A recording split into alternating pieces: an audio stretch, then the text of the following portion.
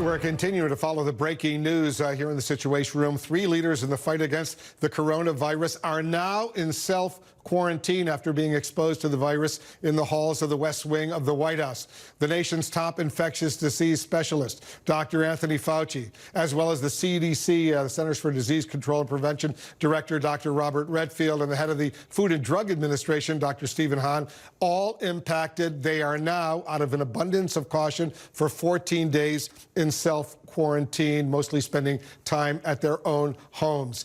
We're going to have much more on this coming up, but the effects of the coronavirus outbreak, they have been devastating to the U.S. economy as well. And just to remind you, the latest jobs report out Friday morning shows 20.5 million American jobs were lost in the 4 weeks of April alone. Nearly 10 years of job growth disappeared in just 1 month, and there are fears the worst may not be over yet. Larry Summers is joining us right now. He served as the Treasury Secretary during the Clinton administration. He was the director of the National Economic Council during the Obama administration. Mr. Secretary, thanks for joining us. I wanted to talk about the economy, the economic impact of all of this in a moment, but your quick reaction to what we just are seeing and hearing from the White House, 3 top officials from the coronavirus task force in self-quarantine because they were in contact with someone who's tested positive, and the president meeting in the cabinet room with members of the Joint Chiefs, nobody wearing masks. Stunning. Unbelievable, Wolf. First of all, when the president meets with the Joint Chiefs, he usually does it in the Situation Room. When he does it in the cabinet room, it's because they're trying to have a photo opportunity. So they tried to have a photo opportunity of the President of the United States and the most important military figures in the United States violating the guidance we are all given for our own safety and given for the safety of others. Understand this, Dr. Fauci and his colleagues, when they quarantine, aren't just doing it to protect themselves. They're doing it to protect everyone they might come in contact with. The President of the United States, by not quarantining, everyone else in that room, by not quarantining, is failing to follow basic medical safeguards.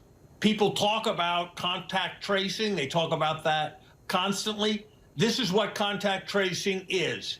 It's that those people should quarantine.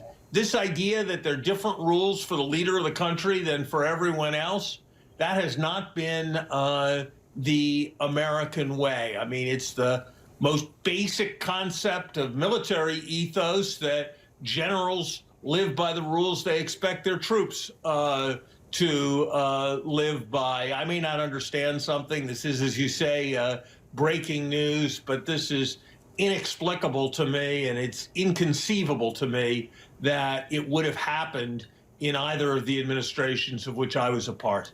Yeah, they should at least be wearing masks out of an abundance of caution, if not gloves at the same time. Or let's talk about the economy right now. Just 1 second, Wolf. I just want to emphasize my point, which is Dr. Fauci's quarantining is not just about his own protection. It's about the protection of all of those he might potentially meet. And so, respectfully, I would suggest the question that you and other members of the press should be asking is, why isn't everyone who came into contact with those White House officials who now have the virus, why isn't everyone quarantining? That's the question that I think needs to be asked and followed up on. Or are they putting people knowingly putting their fellow Americans, their at-work colleagues, at risk?